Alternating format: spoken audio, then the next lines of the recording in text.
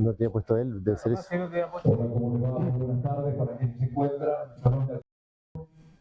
Ahora sí. A la hermana María del Carmen Mayo y minutos vamos a dar comienzo con otra de las conferencias de este Encuentro Nacional Producción y Experiencia del Conocimiento Virtual, Virtualidad, Tecnologías Sensitivas y Inteligencia Artificial. Nos reúne la oportunidad de pensar juntos cómo las transformaciones tecnológicas impactan en nuestras formas de enseñar, aprender y proyectar en campos como la arquitectura, el diseño y la comunicación. En instantes, de acuerdo al programa establecido, vamos a desarrollar la próxima conferencia. Las y los invitados que les acompañen en el aula magna María del Carmen Mayo y en este complejo universitario. En instantes, va a estar con nosotros el doctor Gustavo Javier Ranchillo.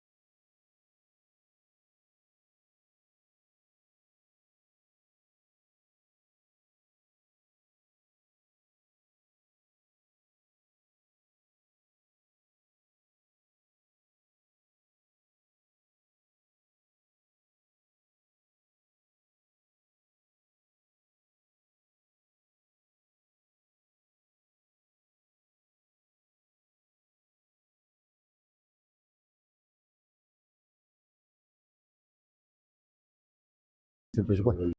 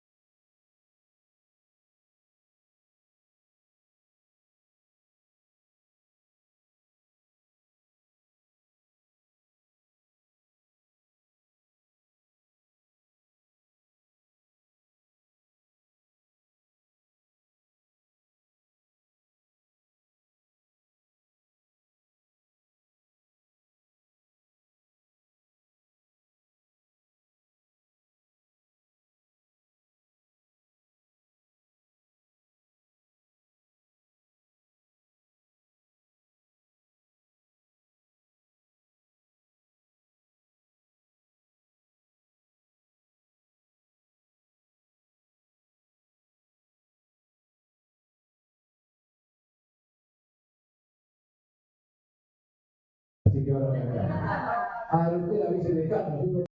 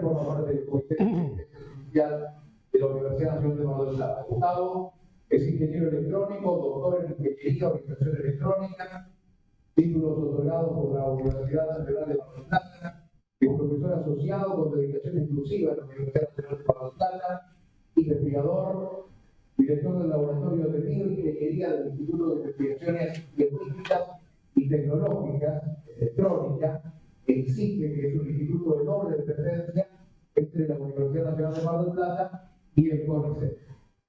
Es director del doctorado en Ingeniería de Organización Electrónica, integrante de la comisión directiva de SABI, que es la Sociedad Argentina de Bioingeniería. Además, integrante de la comisión directiva del ICITE, del instituto del cual les hablábamos.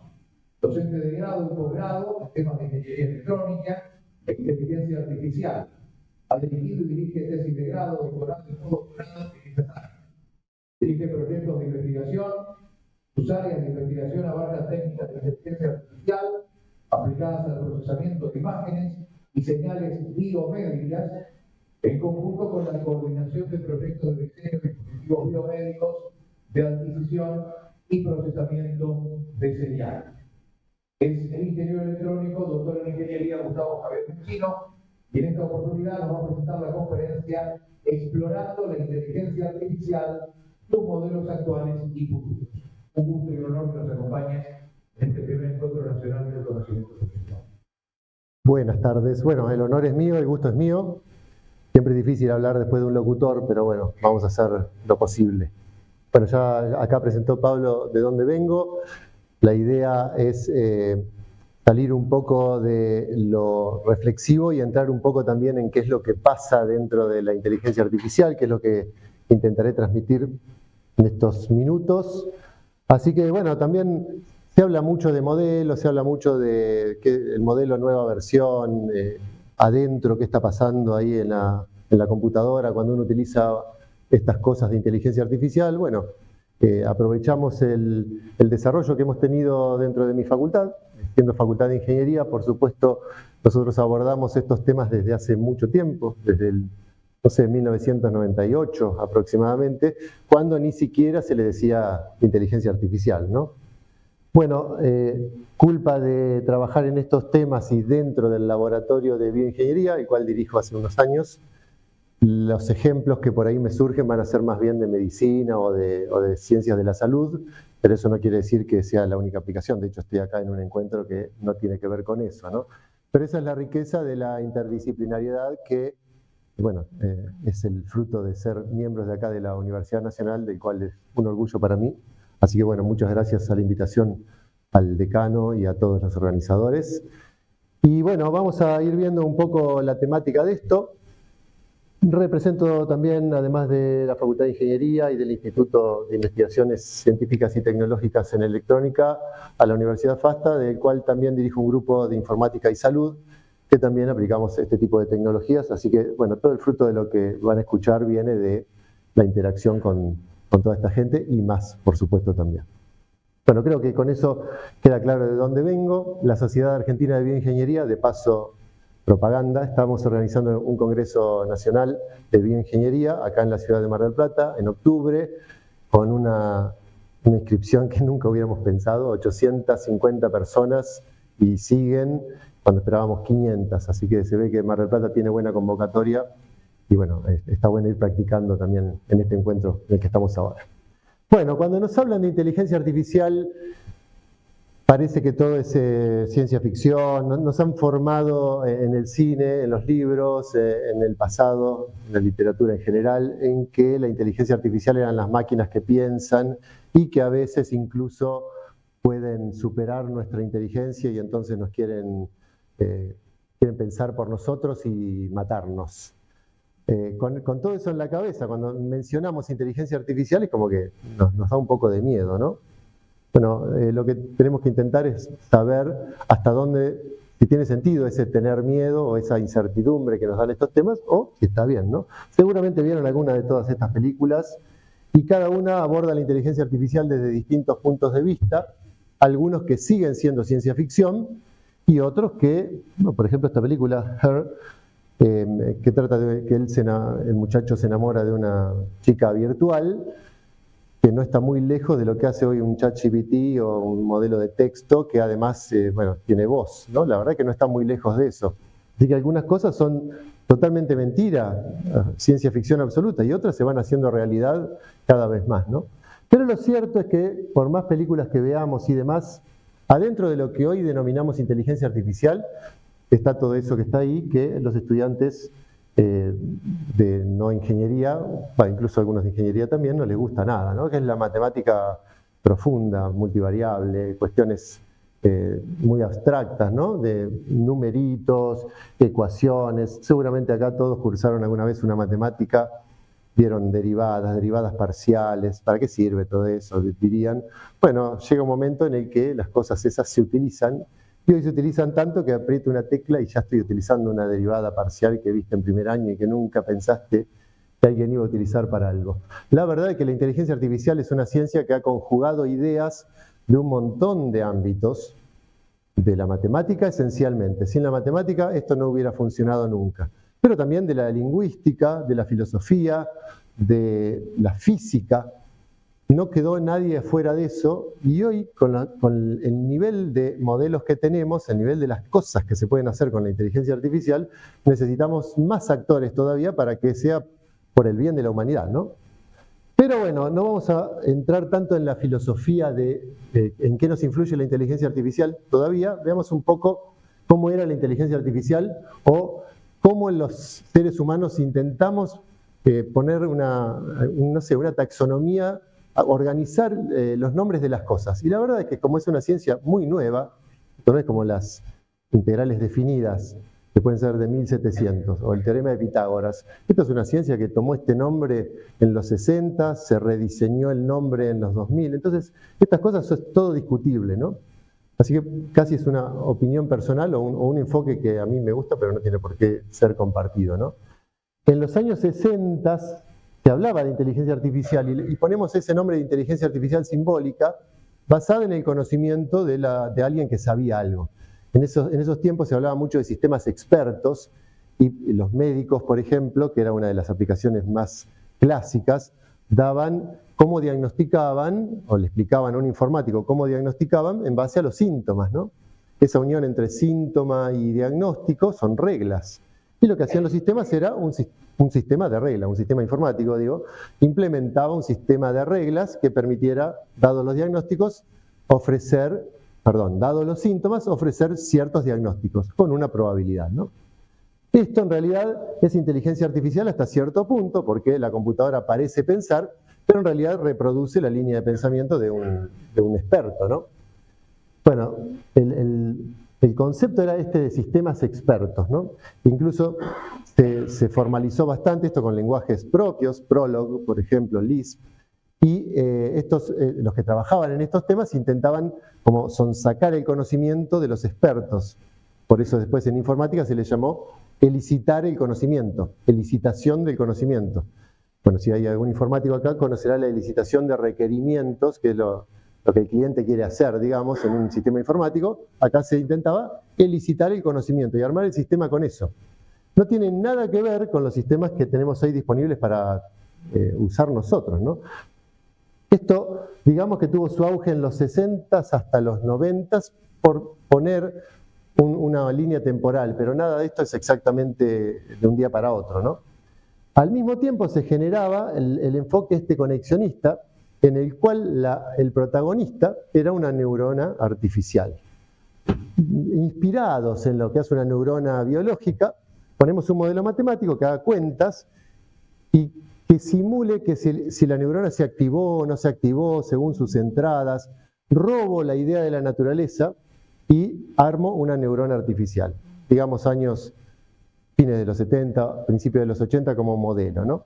Pero, ¿qué pasaba? Una neurona sola no sirve para nada, hay que conectar muchas neuronas entre sí, y este esquemita que quizá lo han visto en algún lugar, es una red neuronal, cada pelotita es una neurona, y están interconectadas entre sí, simulando humildemente lo que podría ser el sistema nervioso nuestro, ¿no? Están las neuronas unidas entre sí a través de conexiones más fuertes o menos fuertes, que se llaman sinapsis, y bueno, matemáticamente pongo un número grande cuando la conexión es fuerte, un número más chiquitito cuando la conexión no es tan fuerte, y hago una cuenta para decir esta neurona se activó y no se activó.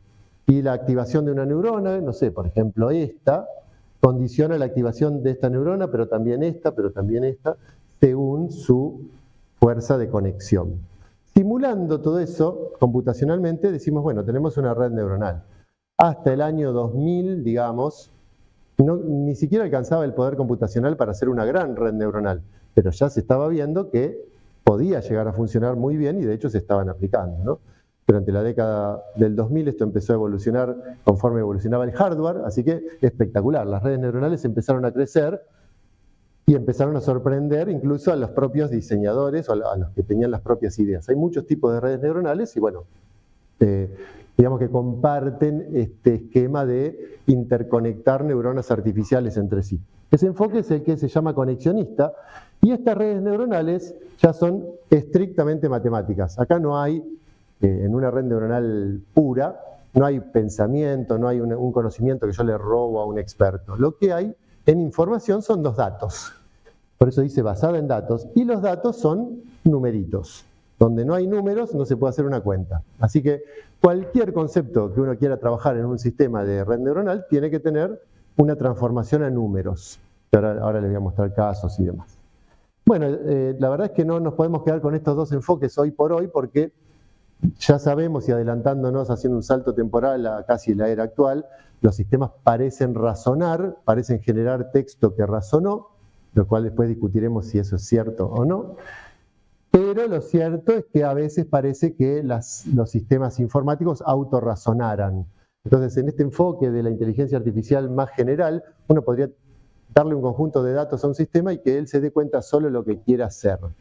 No sé qué quiero hacer con estos datos y ahora vamos a ver exactamente lo que son datos, pero vos haceme algo útil con estos datos. Sorprendente hoy, la verdad es que está en boga esto, está evolucionando, pero hoy por hoy no tenemos un sistema que haga eso en forma general.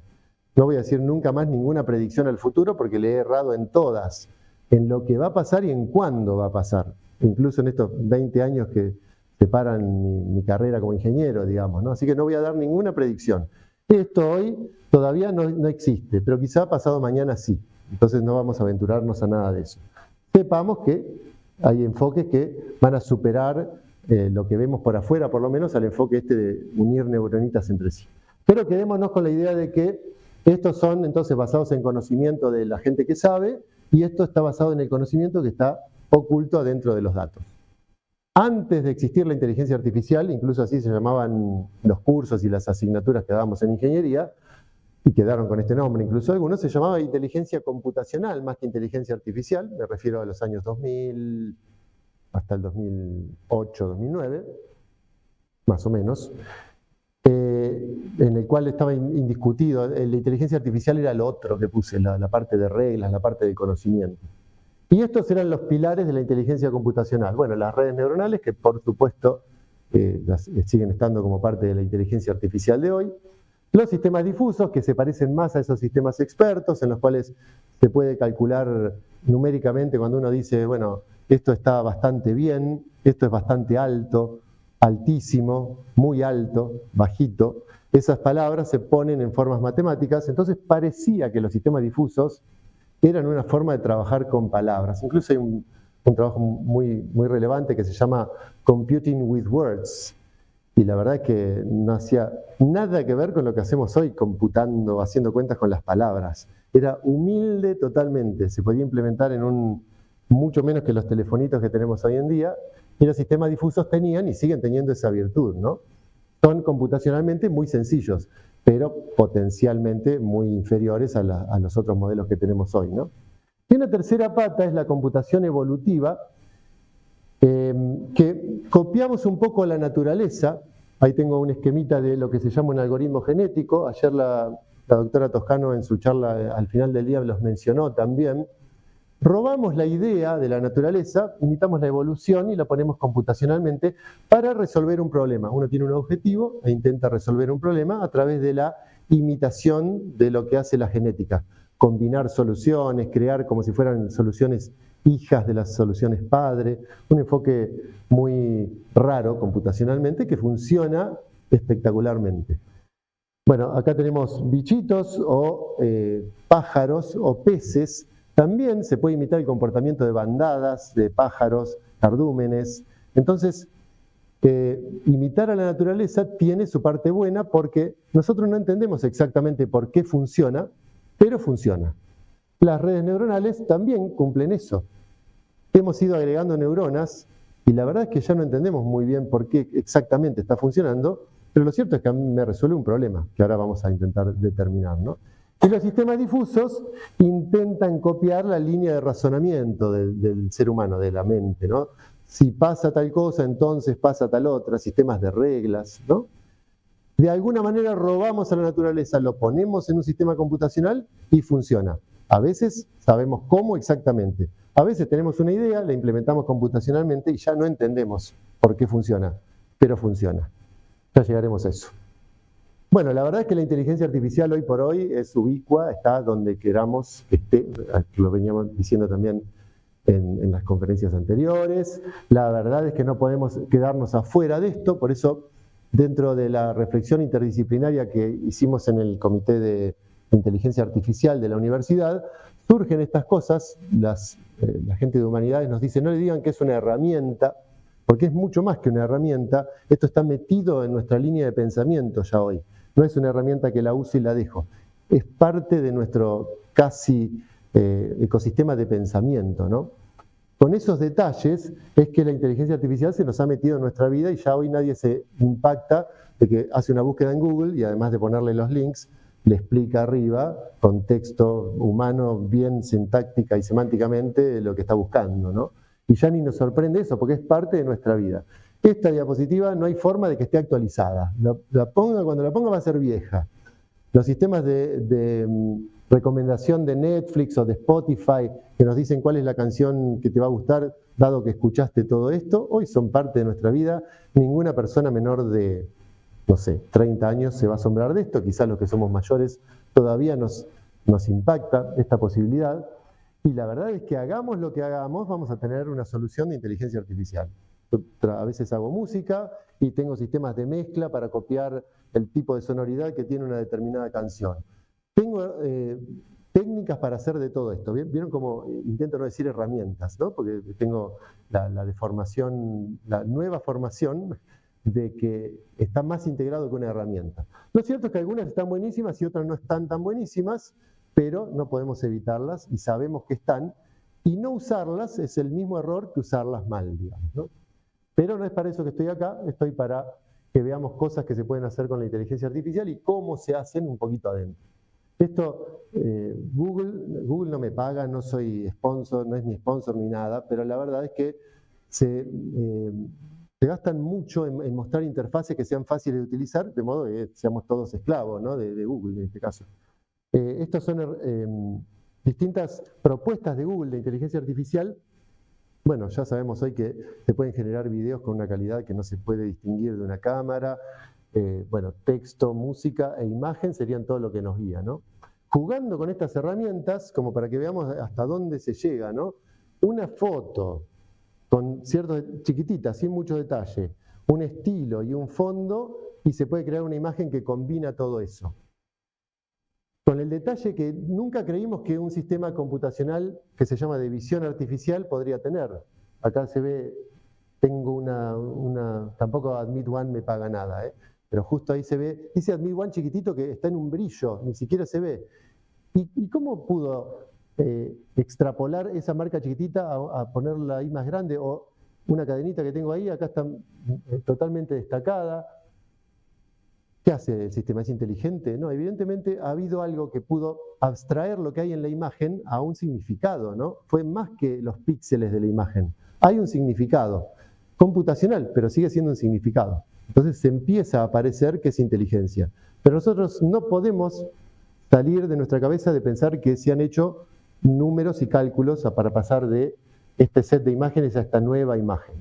Y encima genera texto que explica todo lo que hay en esa imagen, que dice que tiene una remera que dice Admit One, que una cadenita, que hay que tiene una tira de algo colgando, que también la reprodujo. Está todo explicado ahí.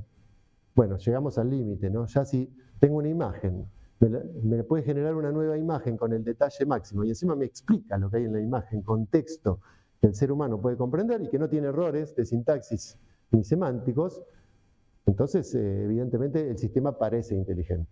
Eso no lo vamos a discutir, parece inteligente, pero sigamos pensando que adentro hay cuentas, numeritos que están ordenados y que en todo caso estoy utilizando una especie de probabilidad para sacar la mejor respuesta que puedo. Bueno, la verdad es que es sorprendente un día y a los 3 días ya deja de ser sorprendente y es parte de nuestra vida, ¿no? Y así vaya a saber hasta cuándo, ¿no? Bueno, la verdad es que un conjunto de datos es esto, no hay nada más aburrido que ver un conjunto de datos. Es una tabla que tiene un caso por rengloncito de estos, por fila, y tengo acá, no sé, n datos, y miren los datos. No hay nada inteligente, evidentemente, ¿no? Hay numeritos. ¿Cómo llegamos a esos numeritos de algo que es concreto, que no es abstracto? Ese va a ser el trabajo y lo que nos va a sorprender de la inteligencia artificial. Pero un conjunto de datos es eso. Yo tengo que alimentar una red neuronal con algo parecido a eso. Para darle algunos nombres, y a los que les gusta la matemática se van a acordar de cuando cursaron algo, y si no les gusta la matemática pueden ignorar absolutamente cualquiera de estas denominaciones. Cada fila de estas es un vector de números, un chorizo de numeritos, que pertenece al conjunto de los números reales, y están ordenados uno al ladito del otro. Estos se llaman características o features, y esto se llama lo que quiero llegar, el objetivo al que quiero llegar. Por ejemplo, si yo quisiera clasificar los datos, digo que este dato, todo ese vector, pertenece a la clase A, el segundo también, el tercero es de la clase B, clase C, como que tiene una etiqueta, está etiquetado cada uno de los datos. ¿Vieron lo que es un dato? Entonces es un conjunto de numeritos. Pero hoy los datos, antes de los numeritos hay más cosas interesantes, y esto es la ganancia que van teniendo los sistemas que les decimos hoy de inteligencia artificial. Los datos también son señales, ahí tengo una señal de un electrocardiograma, un latido de un electrocardiograma completo con todas sus derivaciones, como nos hacen cuando se hace una adquisición para un examen prequirúrgico, por ejemplo, que ponen muchos electroditos. Entonces ahí tengo mucha más información que en un solo latido. Tengo un informe en texto, que puede ser un informe médico, puede ser un informe pericial, puede ser un documento judicial, o un informe de estado de una construcción, o esto se parece más al conjunto que había puesto antes, ¿no? Dice parámetros que salen de un análisis, no sé, de sangre, por ejemplo. No sé si es un análisis de sangre, creo que sí. Y tengo valores mínimos, valores máximos. Tengo que tener numeritos a partir de cualquiera de los entes que esté viendo acá. Bueno, las imágenes es lo que más llama la atención. Estas son imágenes médicas por la formación que yo tengo, como les comenté al comienzo, imágenes de resonancia magnética, imágenes de tomografía, o imágenes de lo que se les ocurra, de perro, de gato, de zapallo de Halloween, lo que sea. Acá vemos en esta señal, en este electrocardiograma, que hay medidas. Entonces, los médicos saben con su conocimiento que es importante este segmento, el tiempo que pasó entre esta ondita y esta ondita, el que pasó entre esta y esta, la altura de esto, el ancho de esta parte de la onda. Hay un conocimiento ahí, ¿no? Entonces, para pasar de la señal a los numeritos, necesito conocimiento. O sea que el ser humano está totalmente involucrado, y si bien yo les dije, no hay conocimiento porque está todo basado en numeritos, para llegar al numerito necesité un poco de conocimiento. Necesité que el médico me diga cuáles son estos numeritos que se llaman features. En la diapositiva anterior era cada una de estas columnas. Esta podría ser el ancho del pico 1, el ancho del pico 2, el alto del pico 3. ¿Por qué lo sabe el médico? Porque estudió fisiología y sabe que esos rastros eléctricos que hay ahí en esa señal tienen que ver con el funcionamiento nada menos que del corazón. O las imágenes. Estas son imágenes de resonancia magnética.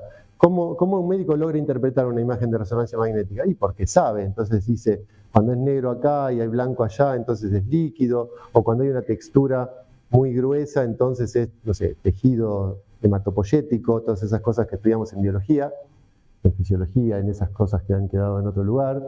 O el hígado se ve oscuro, el corazón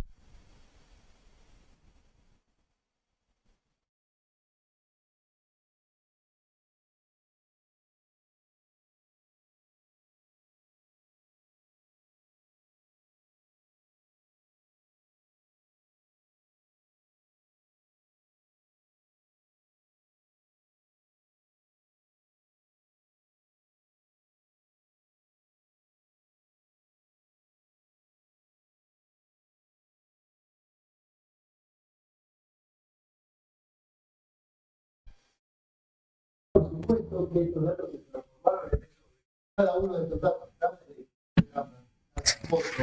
cada fotografía que tengo. Ups. Ahí estamos. Cada una de estas instancias de datos se transformó entonces en una ristra de numeritos que se llama vector real. Con esos datos yo se los muestro al modelo, acá vengo con metáfora ya, ¿no? Se los muestro al modelo, le digo lo que quiero obtener. Por ejemplo, este dato, este electrocardiograma es de un paciente sano, este otro es de un paciente enfermo, este otro es de un paciente que tiene una arritmia. Ven que pongo etiquetas a cada uno de los datos. Este sistema se adapta, ahora lo vamos a ver en otro esquemita, se adapta a que cuando realmente le pongo ese electrocardiograma no cometa error y diga que es de esa clase, de la otra clase, de la otra clase.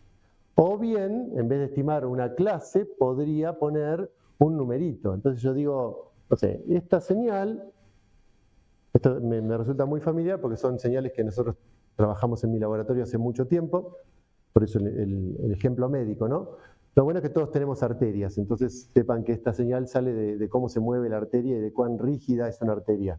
La arteria radial es más, la que está acá en la muñeca.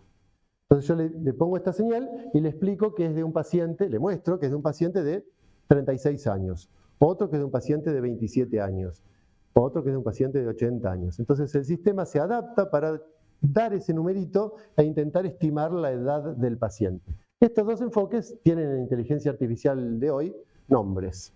El de las clases se llama un clasificador, un modelo de clasificación, y este se llama un modelo de regresión, porque le tomamos el nombre de la estadística, que se llaman, seguramente han cursado alguna estadística alguna vez en su vida, la regresión lineal múltiple, mantenemos el nombre, es un modelo de regresión o de aproximación. Lo llamativo de esto, que hoy no es llamativo, es que yo le muestro 1000 datos, pero después le puedo preguntar por nuevos datos, como que le tomamos examen al modelo. El modelo es capaz de generalizar y ahí está la utilidad del modelo y la inteligencia, entre comillas, del modelo, ¿no?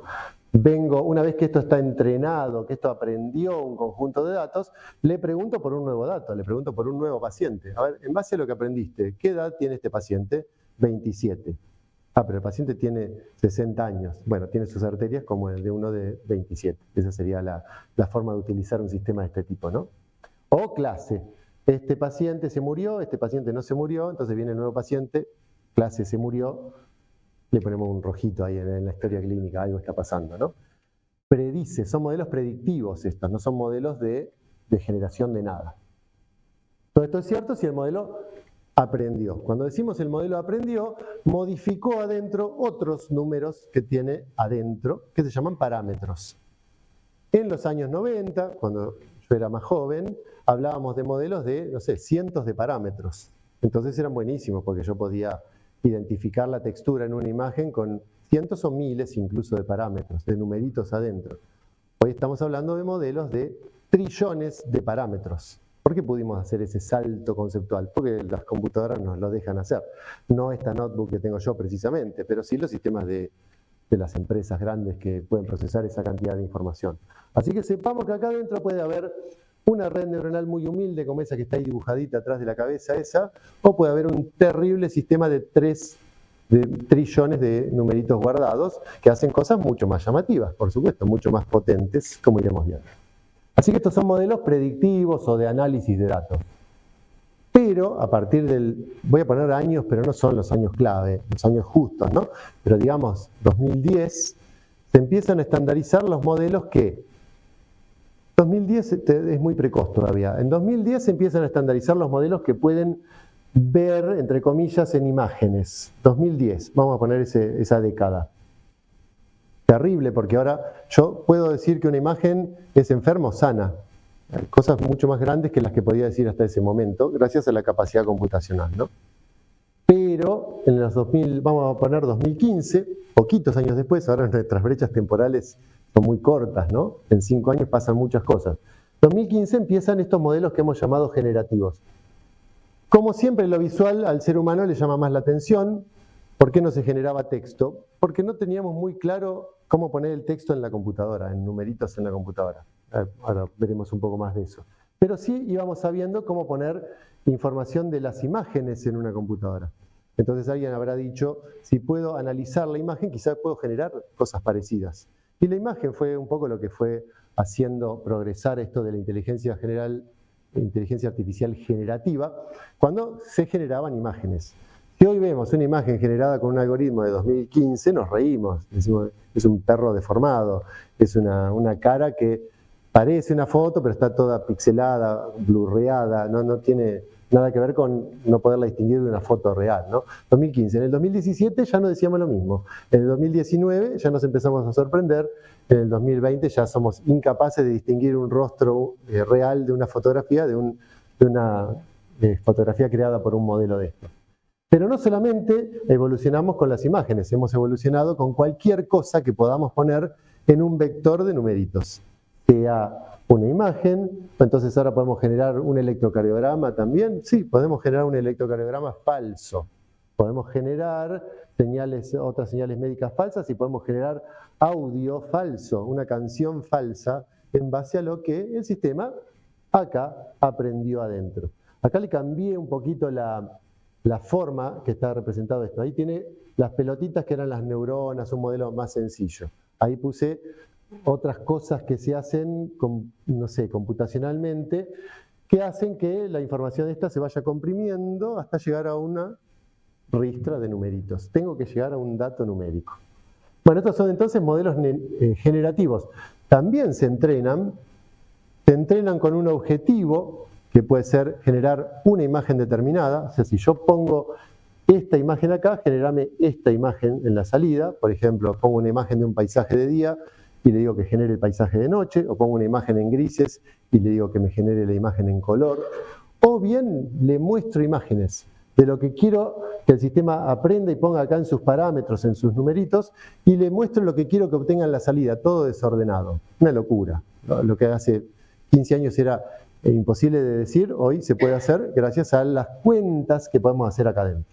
Bueno, para ponerle nombres, cuando tenemos una salida, un target, un objetivo, el modelo le decimos que se llama modelo supervisado, porque es como que tiene un maestro que ahí le va diciendo, le erraste, no le erraste. Ahí está el esquema en el cual el modelo se optimiza a partir del error. Si el error es grande, el modelo se cambiará mucho, los numeritos internos cambiarán mucho, y si el error es pequeñito o cero, el modelo no cambiará nada. Esto no sé cuán acostumbrados están a ver eso como símbolo, digamos, la flechita que atraviesa el bloque significa variación, ¿no? Variación de algo interno. Ahí tenemos los datos de entrada. Le pregunto al modelo qué hago con esos datos de entrada, como si fuera una procesadora o un procesador de datos. El modelo me da una salida, lo comparo con lo que quiero obtener y según el error modifico el parámetro. Modifico los parámetros del modelo. Muchas veces. ¿Cuántas veces? Lo mismo que pasa en estadística, que te dicen, tenés muy poca muestra, tenés muy bajo N, pasa en la inteligencia artificial. Si los datos son muy pocos, el modelo no aprende demasiado bien. El tema es qué es poco, ¿no? Qué es mucho, qué es poco. En la inteligencia artificial.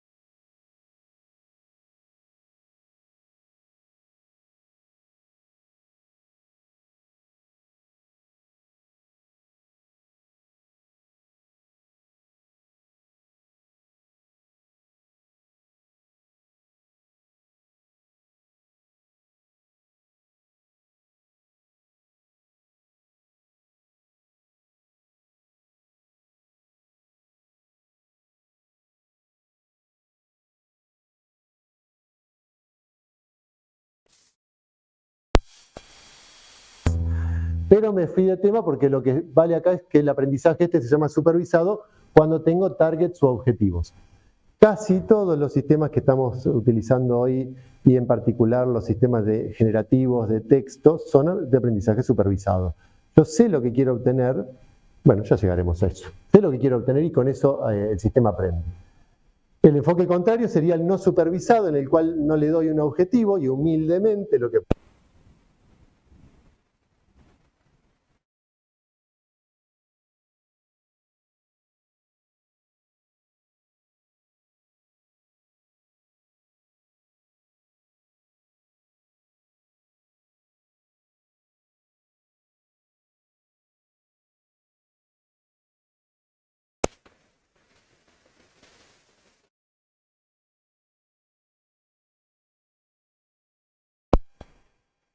Evidentemente los bloquecitos estos, las piedritas por otro lado, e incluso puede hacer subgrupos según los colores de las piedritas.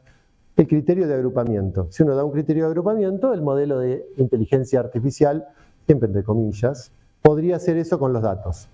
Volvamos a lo que son los datos. Una tira de numeritos, lo único que me hace es decirle, todos estos datos se parecen entre sí, son juntitos, van juntitos, todos estos no se parecen entre sí, van en otro grupo. No es inútil hacer un agrupamiento, ¿no? Incluso Spotify o Netflix hace agrupamientos de las películas o de los audios para saber qué ofrecerle a un cliente que escucha algo de ese grupo, le ofrece otros de ese grupo, ¿no?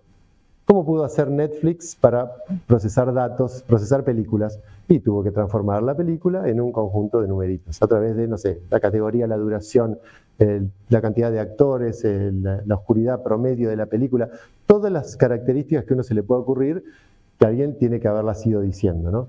Lo cual es ciertamente mentira ahora, por lo que vamos a ver a continuación, pero en principio las features, los numeritos, las características, hay que extraerlos. La verdad es que es imposible meter todos los nombres de las cosas que hoy tenemos en el ámbito de la inteligencia artificial.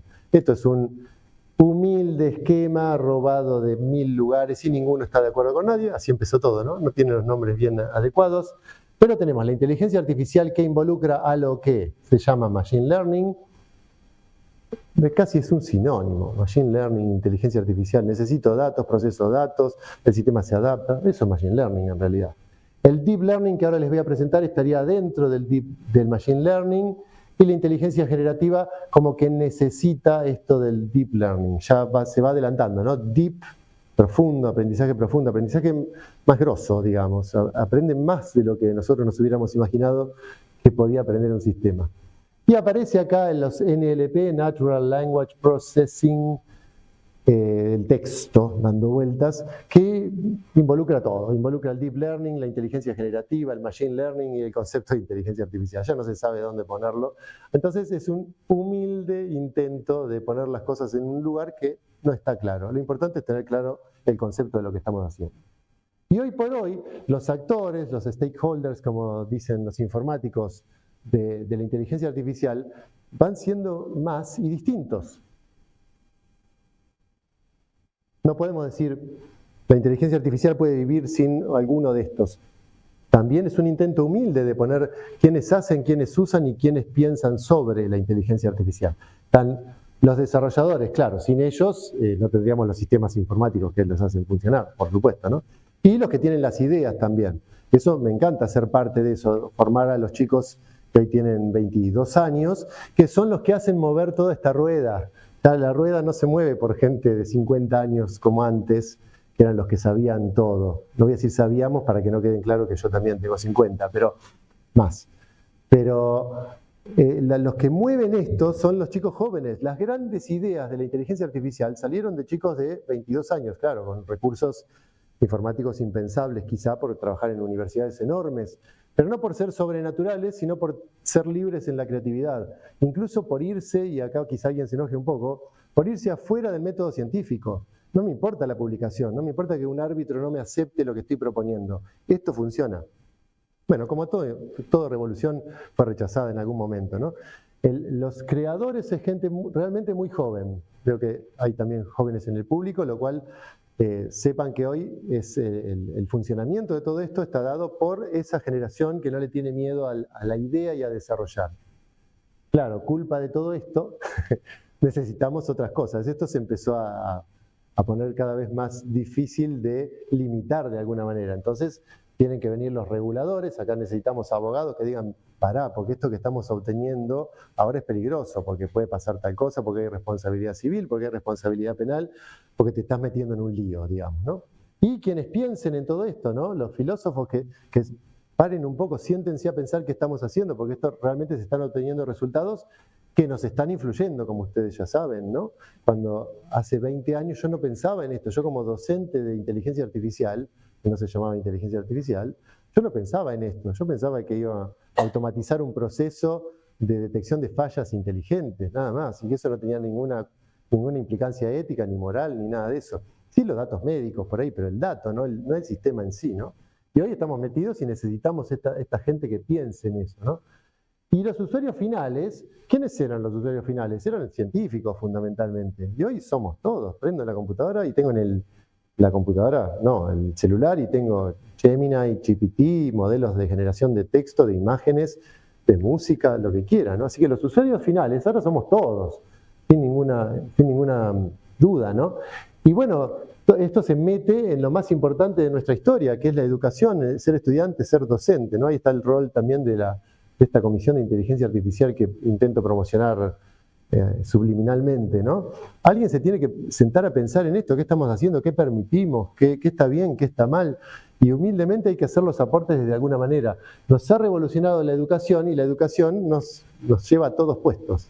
Trabajemos en la educación o no, ¿no? Nuestros hijos van a ser educados en esto y ahora tenemos estas herramientas que están dando vueltas. Dije herramientas. Estas técnicas que están dando vueltas. Y bueno, claro, en mi disciplina particular parece que los proveedores de salud los pongo porque yo trabajo en una disciplina que es la bioingeniería, que tiene que ver con la salud, pero en realidad en la salud estamos involucrados todos, igual que en la educación. Así que estas dos se merecen un lugar aparte. No es por vanidad, que justamente soy docente y que trabajo en sistema de salud. Es lo que nos toca a todos, ¿no? Nos vamos a ir a atender a una clínica y nuestro diagnóstico va a estar sustentado por inteligencia artificial. Entonces no es que me da lo mismo que exista que no exista. Más vale ir viendo un poquito cómo funcionan estas cosas. Y además me da pie a mostrarles un caso más médico, ¿no? Las señales estas que les conté hace un ratito, de variación de diámetro arterial, ahí está una mano con un sensor que no hace nada. Hemos hecho campañas de tener estas señales acá en la universidad, en todos lados, con la idea de robar conocimiento de esa señal. Es buenísima porque no pincha, no hace nada, es un sensor que se pone ahí con un velcro en la muñeca. Bueno, de la señal necesitábamos, como ya sabemos, las características, las features. Para esto viene un cirujano cardiovascular que entiende la señal y saca esos numeritos. Por supuesto se puede hacer computacionalmente, pero yo en persona he visto al médico que me decía en el año 98, 99, imprimime un ciclo de estos, que lo imprimía en matriz de puntos. Los chicos no saben ni lo que es una impresora de matriz de puntos, la que hacía ruidito cuando imprimía, así grandote, y el médico agarraba una regla y con la regla sacaba este ancho, este alto, y así sacaba los numeritos. Un paciente para él era un rengloncito de estos. Esa se llama extracción de características a mano, una por una. Se puede después automatizar, tenemos, bueno, un grado más de automatización, no es inteligencia, de procesamiento, simplemente, bueno, se puede automatizar ese proceso. Pero necesitamos la extracción de características. Cuando tengo los datitos con la tabla, como les mostré hace un ratito, recién ahí puedo, por ejemplo, estimar la edad de la señal, como mencioné. Es un modelo de regresión, según estuvimos viendo, modelo supervisado de regresión. Entonces le muestro un montón de señales, pero a cada señal le tengo que extraer las características. Viene un nuevo paciente, le tengo que extraer las características y consultar el sistema entrenado para que me estime la edad. Esa es la línea de funcionamiento de un sistema que las características se extraen a mano, y cuando digo a mano no quiere decir necesariamente con la regla como el doctor Introssi, con alguna técnica que puede ser computacional incluso, ¿no? Puedo hacer modelo de clasificación, según vimos, o un modelo de regresión. Entonces digo, bueno, joven, adulto, anciano, o la edad arterial como numerito, o sano, enfermo, dudoso, o si no puedo estimar acá otro parámetro que no sea otro numerito, que no sea la edad, ¿no? Pero, ven esta etapa, ahí está, feature extraction, en el cual está metido el ser humano. Bueno, la verdad es que los modelos de regresión sirven para miles de cosas, y en este me voy a ir de temas si seguimos particularizando tanto, pero cuando hay una magnitud difícil de medir, que la puedo estimar con magnitudes que son fáciles de medir, ahí tengo un ejemplo de modelo de regresión, ¿no? Pero hay tanto para hablar que lo vamos a dejar de lado. Con las imágenes pasaba lo mismo, necesitaba una extracción de características. Año 2009, esto era un sistema de extracción de características de imagen. Cada tilde que pongo acá es un numerito que saco de una regioncita de esta imagen. Puedo poner, no sé, 180 características. Tengan ese número en la cabeza, 180 en la dimensión del vector. ¿Cuántos numeritos tiene el vector? 180, pongámosle. Era un número bastante grande en ese tiempo. Bueno, y acá vemos, por una biopsia de médula ósea, puedo estimar si es normal, si tiene osteopenia, si tiene osteoporosis. Clasificación. O saco un numerito que dice entre -1 y 1 si la densidad del hueso es normal o no, qué sé yo. Regresión, si es numerito. Ven que son modelos todos predictivos y de análisis. Pero supónganse que vienen estas ecografías. Me disculpan los ejemplos médicos, pero ya me disculpé al comienzo. Basta de pedir perdón, ¿no? Ya está. Son ecografías. ¿Hay algo más feo que una ecografía? Pocas cosas, ¿no? ¿Qué característica le saco a la ecografía para decir que esto es un pulmón que funciona bien? Primero que es un pulmón, ¿no? Este que tiene una leve pérdida de aireación y que este que es un desastre. La verdad es que yo los miro, ahí se ven mal, se ven peor que acá, pero no es una excusa, no se ve nada. El ojo no entrenado no ve nada, ¿no? Entonces es evidente que acá hay conocimiento que no estoy pudiendo representar en este sistema informático. Necesito sacar las features, los numeritos, y no sé qué hacer. Necesito más capacidad computacional, más inteligencia, si se quiere. Así que puedo tener acá, no sé, obras de arte, yo las quiero clasificar, ¿ven? Pero necesito los numeritos. Tengo señales, necesito los numeritos para poder estimar esta edad. Tengo textos, que quiero ver si es, de qué estilo es el texto, un libro entero, pero necesito estos numeritos. No puedo, no existía hasta hace relativamente muy poco tiempo. Eso es lo más terrible de todo, ¿no? Ahí viene la solución de lo que vamos a llamar Deep Learning. Necesito que el sistema aprenda más cosas. ¿Qué aprende? ¿Qué tiene de distinto el Deep Learning con respecto al no Deep Learning? Que la parte de Feature Extraction está incluida adentro del propio sistema. No voy a hacer cuentas antes de entrar en el sistema de clasificación o de regresión o de generación. El sistema va a aprender a sacar esos numeritos, esas features. Entonces voy a poner una señal y le voy a decir que es normal. Y otra le voy a decir que es patológica. Y acá dentro, en esos cubitos que estamos viendo ahí, se llaman tensores, es más que un vector. En esos cubitos se produce un procesamiento que saca milagrosamente, vamos a decir, esos numeritos que no podía sacar de otra manera. Y después entro al modelo de clasificación o de regresión como estaba antes. Este salto, 2012, permite sistemas de este tipo. Ahí entro con las imágenes y adentro del sistema está la extracción de características y el clasificador. Entro, bueno, como les dije, con la señal o con el texto y adentro está la extracción de características. Deep Learning como nombre quizá lo podríamos asociar al año 2010, para ponerlo en un lugar, ¿no? Que yo les dije había un salto grande en el 2010. Sobre todo en imágenes, un concurso internacional con un conjunto de imágenes realmente grande, exactamente 1000 clases de 1000 imágenes cada clase, o sea, había 1 millón de imágenes, que había que clasificarlas en esas 1000 clases. Bueno, se lanzó ese concurso y alguien pudo hacer una red neuronal que trabajara de esta manera y que pudiera hacer esa clasificación. Esas redes se llaman Convolutional Neural Networks, todas tienen un nombre. Esa no tiene un apellido, tiene un nombre nada más. Redes convolucionales. Y después está la red convolucional de que inventó esto, Alex, que inventó esto, de hecho es un estudiante en ese momento de muy baja edad. Después está la red que hizo Google, entonces se llama Google Network y así sucesivamente. Pero son redes que hacen estas dos funciones, ¿no? La extracción de características y la clasificación. Ya con el Deep Learning dando vuelta, tenemos un concepto que es espectacular y que es el que nos guía hoy adentro de la inteligencia artificial, que es esto que se llama espacio latente o también se le dice embedding. Estas pelotitas representan esos numeritos que le dije hoy, esa ristra de numeritos en las cuales hemos transformado cualquiera de este tipo de datos. Todos los datos los pasamos a este espacio, que parece que está en el más allá, es un espacio vectorial de muchas dimensiones, multidimensional, el multiverso de los datos, que hace que esto sea matemática pura ahora. Entonces, ¿qué me querés decir? ¿Que esta imagen tiene un vector acá y esta imagen tiene un vector distinto acá? Claro. Y es más, ese vector agarró, tomó la semántica de ese objeto. Se da cuenta que esa imagen tiene algo distinto y no necesariamente por lo que pasa puntito a puntito, en general. O se da cuenta que este texto, que por ahí salió de un, no sé, de un post de ex Twitter, y otro que salió de otro post de Twitter, o de ex, que uno tiene buena onda y uno tiene mala onda.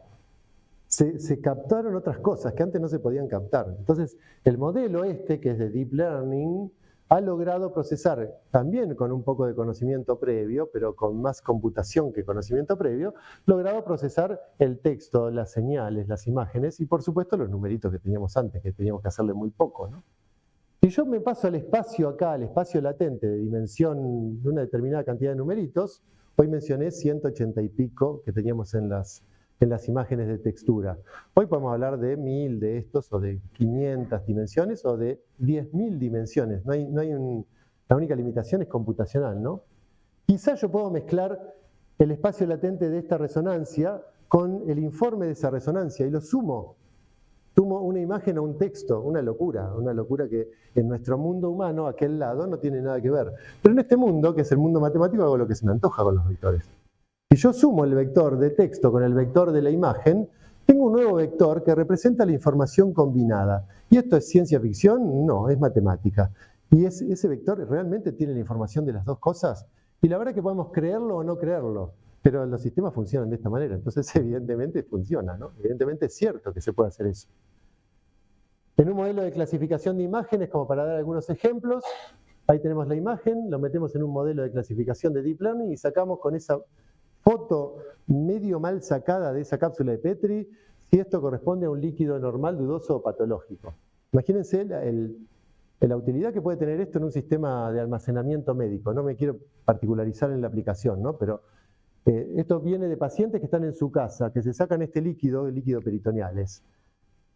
Sacan una foto y lo suben a una base de datos de un hospital. Son del Hospital Italiano de Buenos Aires. Vamos a dar el crédito, ya que tengo la fotito ahí. De estas fotitos, el Hospital Italiano recibe miles por día. Imagínense los médicos analizando cada una de las 1000 fotitos a ver si el paciente tiene bien el líquido derivado de este análisis o no. Bueno, es un modelo de clasificación que clasifique bien los normales, que clasifique bien los patológicos, aunque dentro de los patológicos haya algunos normales.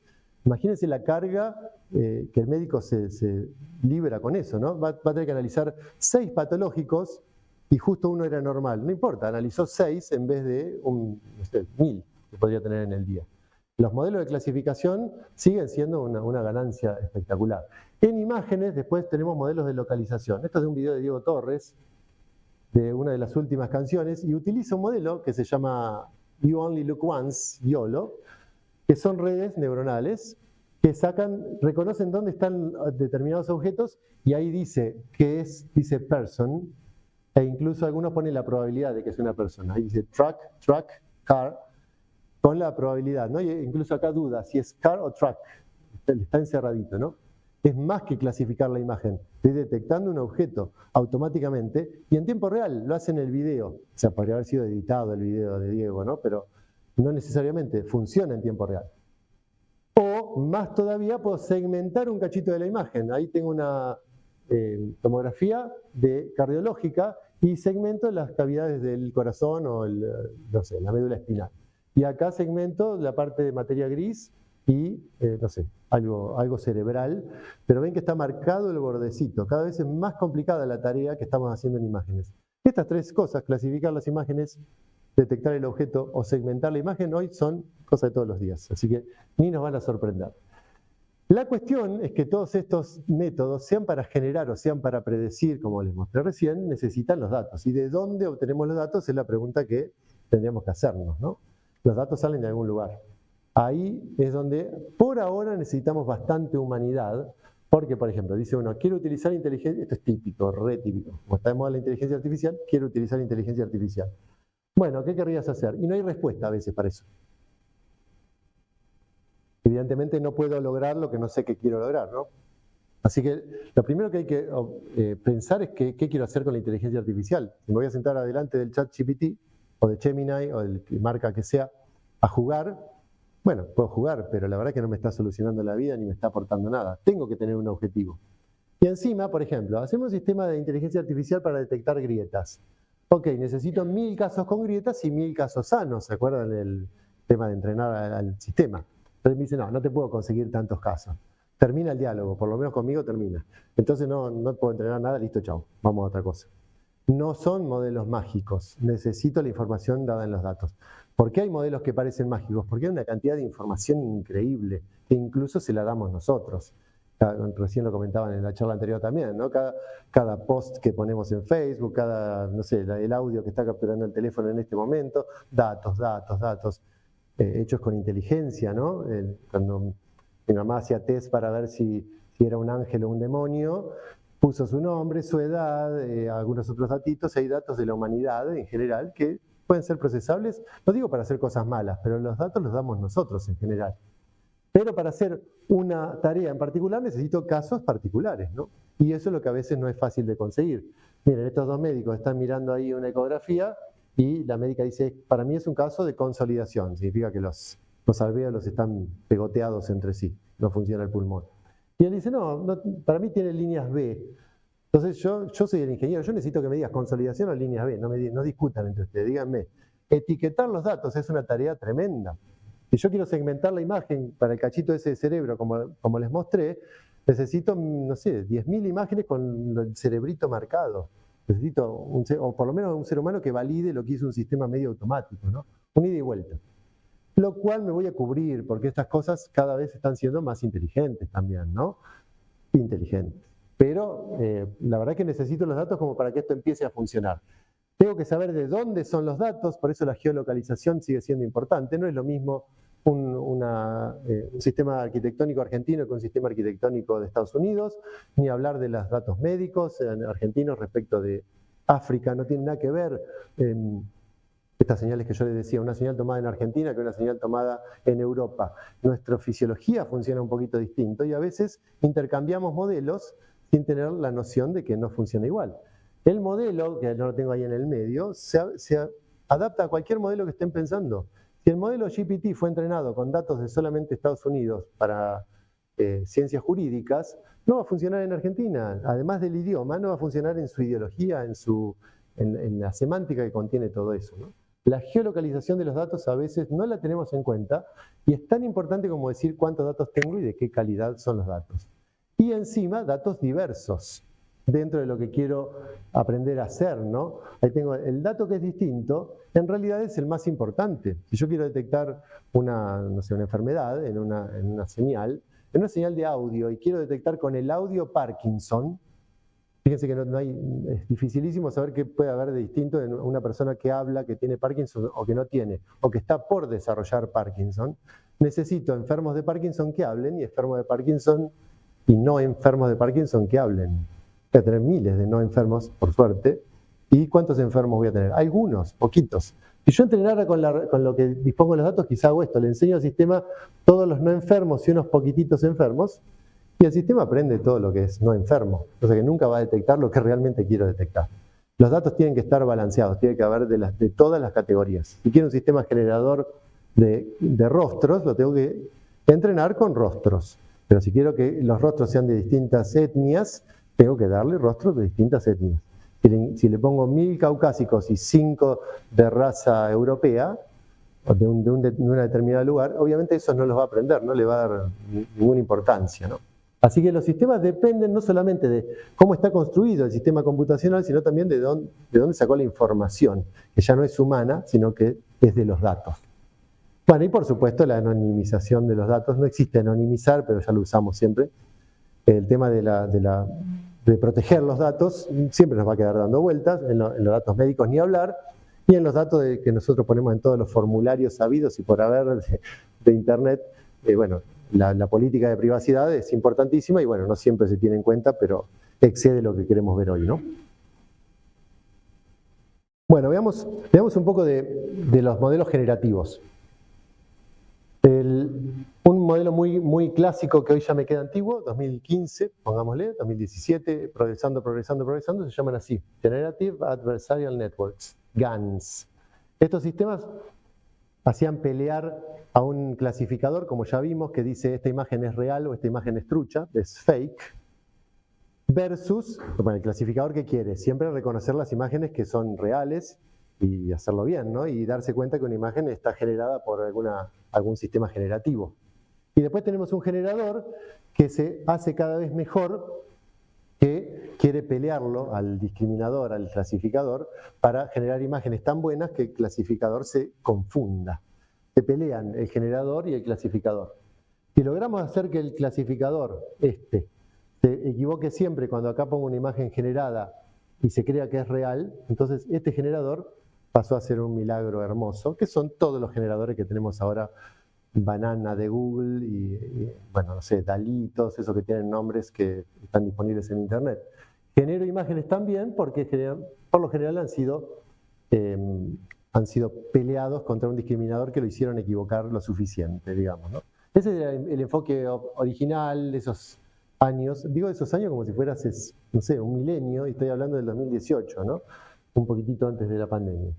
Bueno, la cuestión es que las imágenes empezaron a generarse cada vez mejor. Estas son imágenes generadas por sistemas artificiales, y lo cual es buenísimo porque nos hace tener más datos de entrenamiento, si esos datos son buenos. Por ejemplo, en cosas médicas está bueno tener nuevos datos generados si son de calidad y validados. Y bueno, por supuesto, el gran problema de los datos que usamos maliciosamente, ¿no? Los datos truchos, que son tan inconfundibles con los datos reales, ¿no? Ahí nos metemos en un dilema ético. Lo cierto es que un típico generador, miren lo que hace para aprender, ¿no? Le doy una imagen en la entrada y ¿a dónde llego? Al espacio latente, al vectorcito de datos que vengo molestando desde el comienzo de esta presentación, y después expando ese conjuntito de datos, ese ristra de datos, a generar una imagen de nuevo. Todos estos son procesos computacionales, matemáticos, programables, con más o menos dificultad programables, que como tienen muchas cuentas requieren mucha capacidad computacional, pero hoy la tenemos en el celular, a esa capacidad computacional. Bueno, depende, ¿no? Esta parte se llama el que genera la imagen, el decodificador. Acá tengo la imagen de entrada representada, entonces depende de lo que yo ponga acá voy a generar una imagen distinta.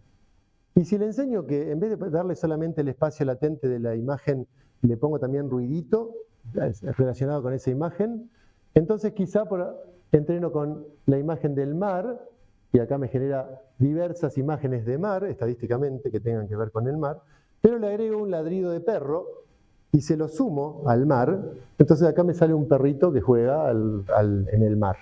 Aquí hay una cuestión que se ha vuelto de significado, ¿no? Mezclada en ese vectorcito matemático, se ha vuelto con significado. Y parece milagroso, la verdad que parece milagroso.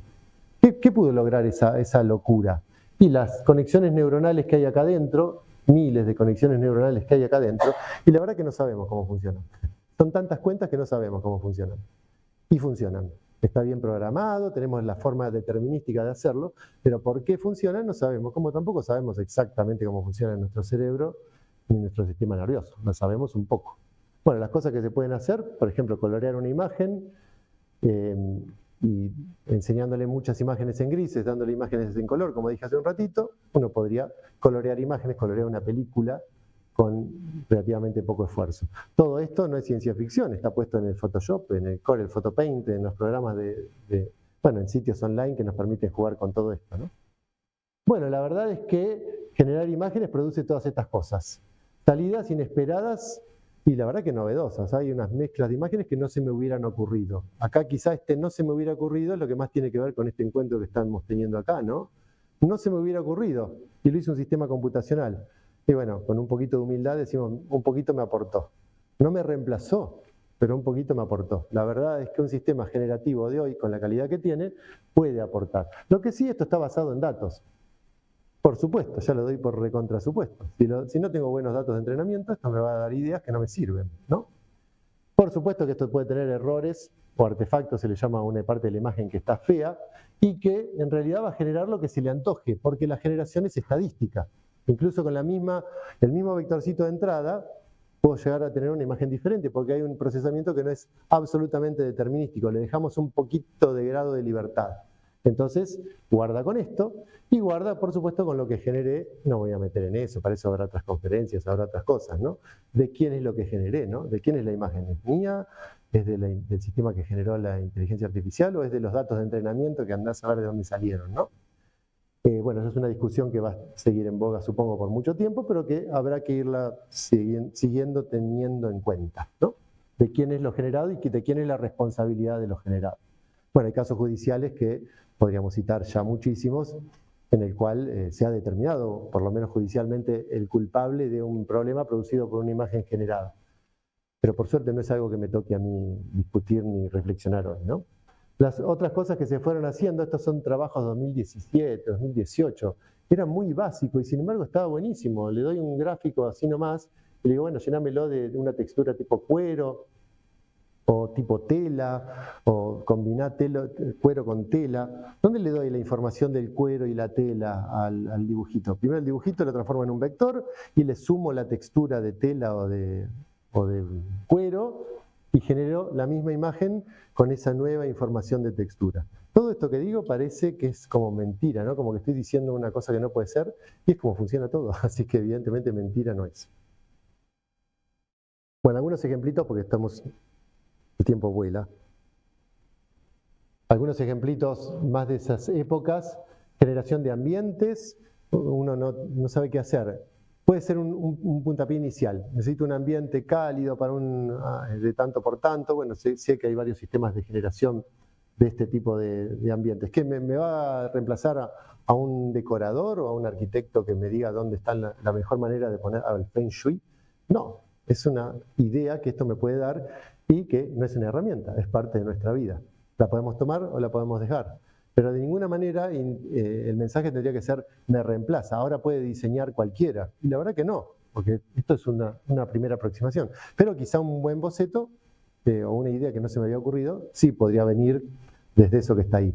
Claro, si esto salió de datos aprendidos, en realidad le estoy copiando la idea a alguien, ¿no? Bueno, no es muy distinto a decir que le copié la inspiración a alguien también, ¿no? Haces un robo un poquito más justificado, ¿no? Así que la verdad que esa discusión no tiene fin, no la vamos a resolver acá. Pero como herramienta está buenísima. Como primera aproximación a algo que yo quiera obtener, estos sistemas generativos pasan a estar buenísimos.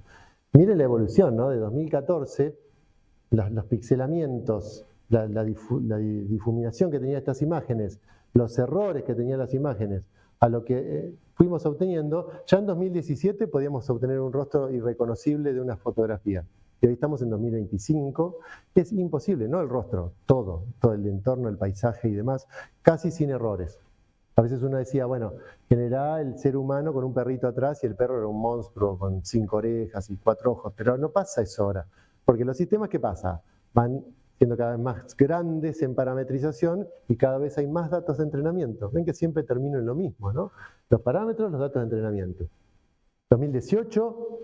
procesar un video de esta manera era una novedad y hoy por hoy lo podemos hacer online. No necesito mi poder de cómputo, uso el poder de cómputo de una computadora donde está el servidor.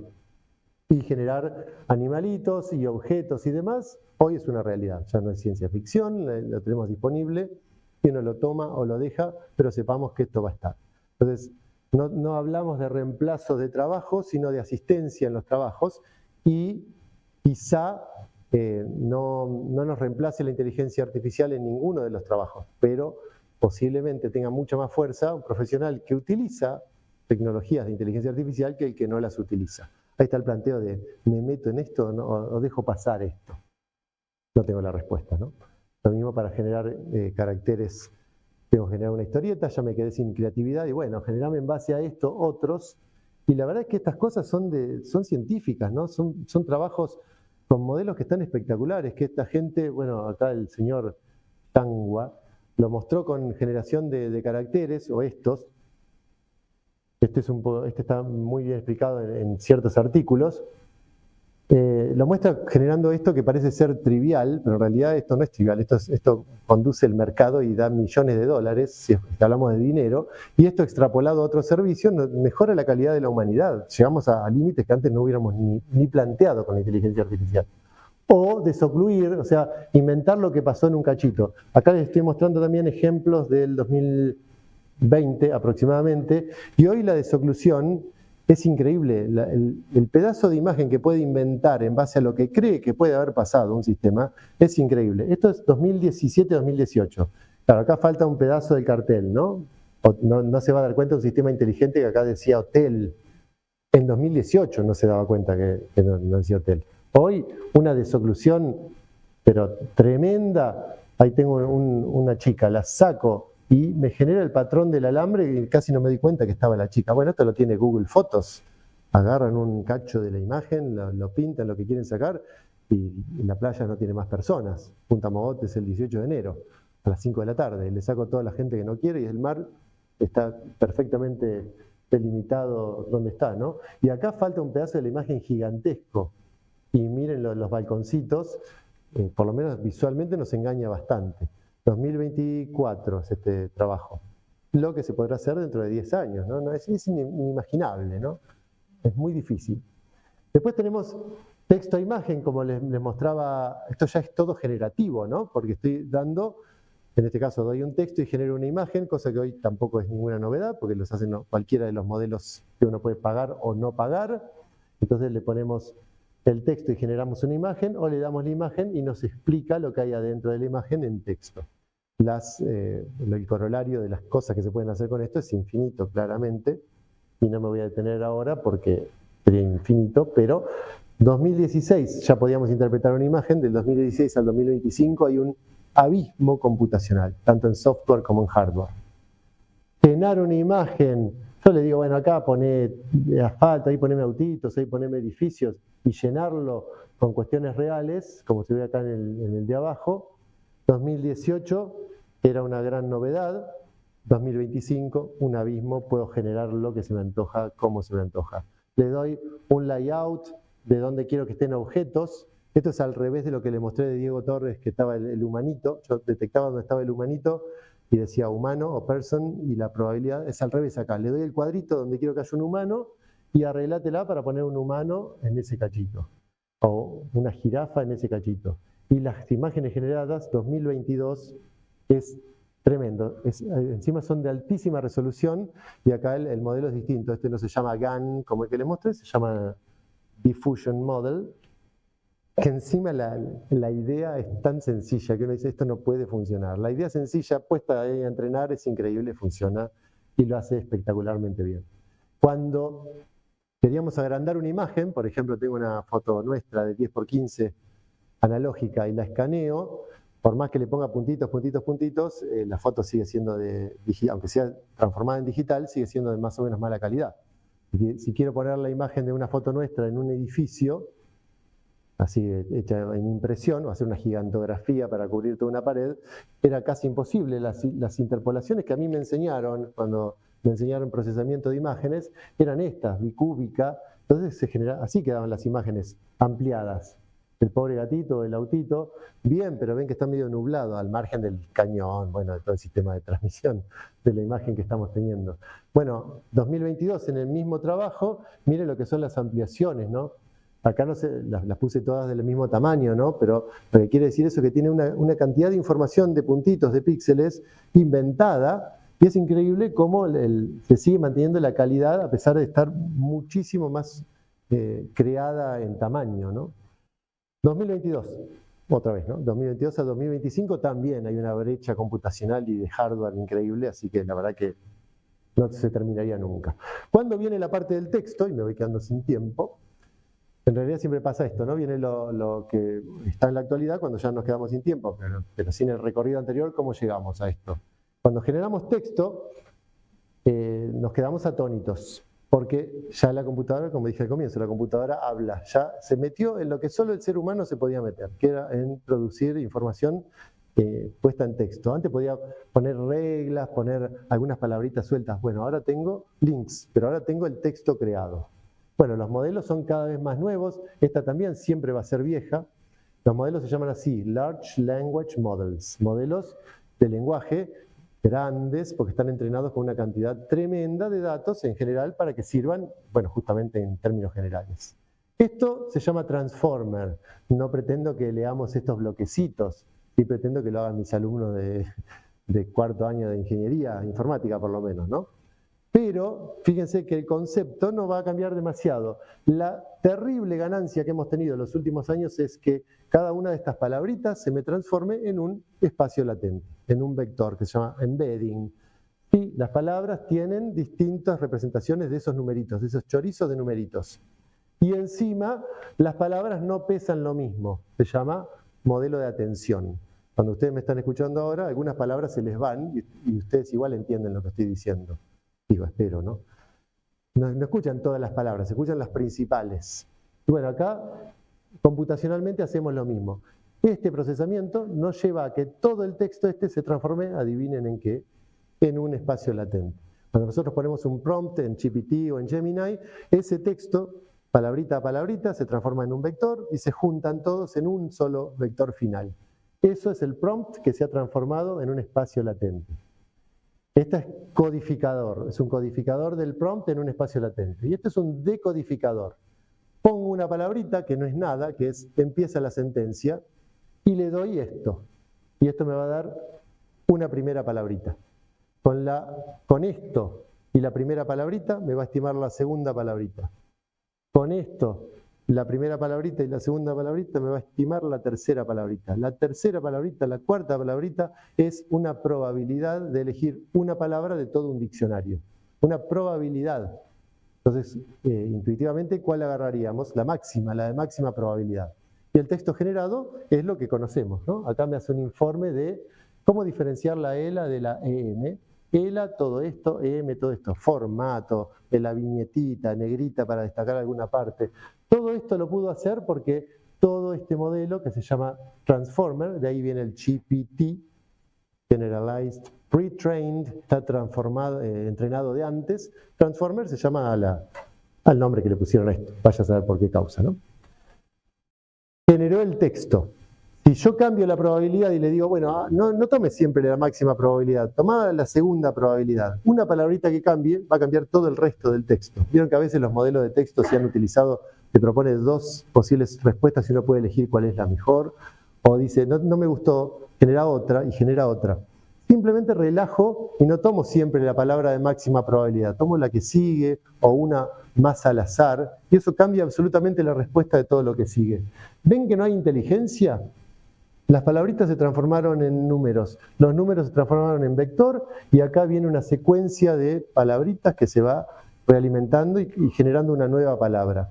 Es milagroso que todo este sistema funcione y que dé un texto que tenga sentido, que tenga semántica y que tenga sintaxis. No es milagroso porque está funcionando. La cantidad de redcitas neuronales que hay acá adentro es tan fuerte computacionalmente, y cada vez más, y cada vez más, y cada vez más, las restricciones que se le ponen a estos modelos y demás, hace que la cantidad de parámetros crezca y crezca y crezca, y estamos hablando de trillones de parámetros como si fuera la nada. Ya con todo lo que vimos, no les va a asombrar que una imagen pueda ser utilizada en vez de prompt. La imagen la transforma en un espacio latente, ahí está, y después voy al modelo de lenguaje. Entonces me explica lo que hay adentro de la imagen. ¿Qué me importa si este espacio latente vino de un texto o vino de una imagen? Cuestión de entrenar el sistema con imágenes en vez de con texto, ¿no? ¿Ven? No hay inteligencia, hay entrenamiento, hay datos de entrenamiento. Acá hay diagnósticos hechos automáticamente con imágenes que son radiografías de pulmón, las cuales en los centros de salud hay millones de millones, y están ya con el diagnóstico. Así que tengo datos de entrenamiento para tirar para arriba. Entreno un modelo de lenguaje que me dé los diagnósticos directamente. ¿Reemplaza al médico? No reemplaza al médico. Pero el médico no tiene que escribir, tipear siempre lo mismo, se fija casos que sean más complejos. Ya lo tengo ahí todo escrito. Y como si todo fuera poco, me dice qué se fijó la imagen para llegar al diagnóstico. Eso puede ser aplicado a cualquiera de todas las cosas que vimos, ¿no? ¿Qué pedacitos de la imagen fueron los más importantes para llegar al diagnóstico? Por ejemplo, el pulmón. Claramente, ¿no? Fue lo más importante acá. Bueno, acá tenemos una resonancia, una tomografía computada que detecta un tumor, son los cortes de la tomografía, y ven que acá aparece no sé si lo llegan a ver ustedes, un cosito de color que dice, determina dónde está el tumor y en qué cortes. No es un tumor, perdón, es una fractura. Sí, sí. Tengo una resonancia que la saqué, por eso me fui a las dos. Detecta áreas Y la cantidad de procesamiento que hace esto era impensable hace 6 o 7 años. Y hoy, con un modelo comprimido, lo podemos hacer perfectamente. Bueno, en el pensamiento, cuando uno tiene una idea, la reflexión que hay que hacer, que no la voy a hacer yo porque no tengo tiempo y porque no me animo, es en las etapas en las cuales uno está involucrado para la creatividad y para el diseño, una por una podríamos decir cuál de estas podría ser asistida por inteligencia artificial, no reemplazada, asistida. Y toda la reflexión que vengo escuchando en las charlas anteriores y lo que hemos trabajado nosotros en la Comisión de Inteligencia Artificial y demás, todo se va en reflexionar qué cosas de estas puedo lograr con asistencia de un modelo de inteligencia artificial. La verdad es que lo más lindo es que en esas pequeñas acciones nos damos cuenta de la más difícil, que es la de percibir, ¿no? El percibir ya tiene que ver con el mundo exterior y con todo lo que somos nosotros históricamente y con todo lo que nuestro cuerpo corporalmente puede sensar.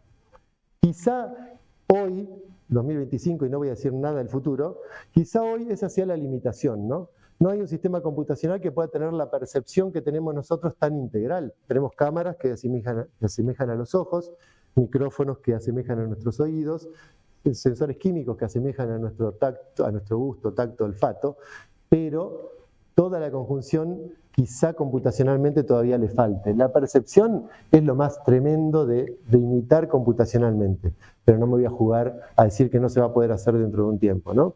Porque toda nuestra historia, nuestras sensaciones y demás, también están puestas en sinapsis en nuestras neuronas. Entonces no puedo decir que dentro de un tiempo no haya la mayor cantidad de sinapsis en el sistema computacional que en el nuestro. Y que saco rápido esa diapositiva porque es muy difícil de pensar y de reflexionar cada una de esas posibles tareas que tienen que ver con el pensamiento. Hay otras que son obvias, ¿no? El investigar para ver qué hay hecho, claro, eso hay una asistencia obvia de la inteligencia artificial, pero otras no tanto, ¿no? Acá nos enfrentamos con el tema de lo que delegamos, la delegación cognitiva, o sea, ¿para qué voy a redactar un mail si ya me lo hace Gemini? No redacto más, ni en castellano ni en inglés. Redactar un mail para protestar porque no me aceptaron la propuesta que hice el 18 del 7. Y ya va a estar redactado. Entonces, cada vez delegamos más, lo cual está buenísimo porque nos ahorra tiempo, pero hay una línea muy difusa entre la delegación cognitiva y la dependencia cognitiva. Yo no estoy acá para contar mis experiencias personales, pero la verdad es que últimamente me estoy olvidando de cómo escribir mails en inglés, formales o informales, porque le encajo la idea ahí a Gemini y me queda re lindo, más o menos lo informalizo, lo pongo para que se parezca más a mí, pero la verdad es que estamos delegando para depender de esto. De hecho, hay algunos estudios que posiblemente los vieron en diarios y demás, que se fijan las relaciones entre las señales cerebrales para hacer una secuencia de tareas utilizando GPT y sin utilizar GPT, y la conclusión, yo la tomo con pinzas porque la muestra N es muy pequeña, pero la evidencia no tan evidente, o sea, la tendencia, es que hay mucha menos actividad eléctrica cerebral cuando utilizamos el ChatGPT que cuando no lo utilizamos. Ahí están las relaciones entre los electrodos del cerebro, que ven que hay muchos más de color fuerte en la derecha, cuando la persona lo hizo sin ChatGPT. Y lo otro que pasa es que lo creado por otro, que uno lo lee con menos atención y con menos esfuerzo, se fija como conocimiento mucho menos, ¿no? Bueno, y no vamos a hablar de la diferencia entre leer en digital o leer en papel, o de escribir digitalmente teclas o de escribir en un papel, ¿no? Me parece que conceptualmente y neurológicamente hay una diferencia grande, sobre todo en el aprender el nuevo conocimiento. Bueno, la verdad es que las últimas tendencias no hace falta decirlas, y además que ya no tengo tiempo, pero todo apunta a que los modelos son cada vez más perfectos. Los videos creados ya son absolutamente... Bueno, en TikTok, en los Reels de Instagram, está lleno de videos de chistes reproducidos y de bebés que se pelean con la mamá y que le dicen, ¿para qué me hiciste esto, vieja? Y es perfecto, y lo trabo y me fijo cómo está generado el frame a frame, y es perfecto, ¿no? Las barbaridades que están haciendo los creadores de estos modelos es gigantesca. Las nuevas tendencias que están haciendo son cada vez más grandes. Lo mismo que utilizaron para crear una imagen que empieza haciendo ruido y que se va haciendo cada vez más visible y de buena calidad, lo estamos utilizando dijo el mosquito, la humanidad lo está usando para crear texto. Genero texto que es toda una porquería y de a poquito se va adaptando las palabras para que diga algo semánticamente, lo cual hace que funcione muchísimo más rápido de lo que tenemos hasta ahora, porque encima somos impacientes. No sé, Gemini 4.5, ahora pone pensando y tarda 30 segundos y ya me parece que es malo, porque tarda 30 segundos. Y hace 10 años no podía ni meter una palabra en Google, hace 20. Bueno. Los modelos siguen andando y mayo 2025 nos tiran incluso la posibilidad de que no necesitemos tantos datos de entrenamiento, que con unos pocos datos de entrenamiento el modelo pueda generalizar esos datos, o sea que tira atrás todo lo que hace 1 hora y cuarto y media vengo diciendo. No sabemos a dónde va esto, pero posiblemente el propio modelo, ven que es difícil de entender todo esto, por más inglés que sepamos, y por más incluso formados en los temas de modelos estemos, pero parece que la necesidad de esa cantidad tan enorme de datos de entrenamiento también se relativiza. Diría un señor, ¿a dónde vamos a parar, no? Bueno, ¿qué necesitamos para usar inteligencia artificial? Tener muchas ideas, tener datos, excepto que nos metamos en estas cosas demasiado nuevas, tener mucha capacidad de memoria, no nosotros, sino el sistema informático, tener poder de cómputo, procesadores, y tener quien programe las cosas, ¿no? Bueno, todo esto hace que, digamos, en Argentina no podemos, en Estados Unidos sí podemos, en otro lugar podemos. Bueno, ahora tenemos un clúster nuevo inaugurado ayer acá en el complejo, en nuestra universidad, entonces ya tenemos un poco más de esto y un poco más de esto. Tengamos más ideas, tengamos más datos, formemos mejor a los desarrolladores. Nos dejan un poco afuera estas cosas, ¿no?